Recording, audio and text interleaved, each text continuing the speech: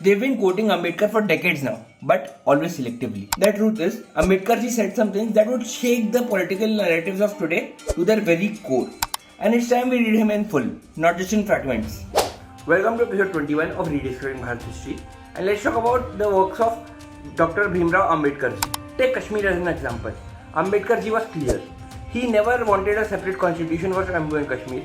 He never accepted Article 370 as a permanent solution. Yet today, the people who keep chanting his name conveniently forget this part of his legacy. Ambedkar also wrote critically about communism.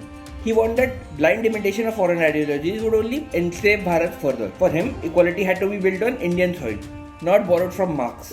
In his book Pakistan or the Partition of India, Ambedkar dissected the dangers of appeasement and the cost of division. He was not afraid to call out the hard truths that most leaders of his time and forget his time, even today's time, are too scared to say out loud. And yes, Annihilation of Caste is one of his most famous works, but even that has been misused. Context matters.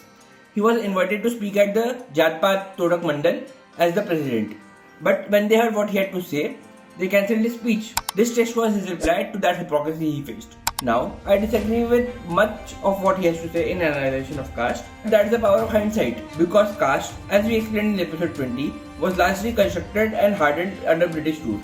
You can watch that episode to know more. Still, Annihilation of Caste remains essential reading, especially the correspondence he exchanged with Gandhi, which is in the epilogue of the book, which is often ignored. Ambedkar wasn't one-dimensional. He wasn't a tool for any one side to hijack. He was sharp, fearless, and far ahead of his time. But today his image has been weaponized, reduced to a few convenient quotes, while the uncomfortable truths he wrote stay buried.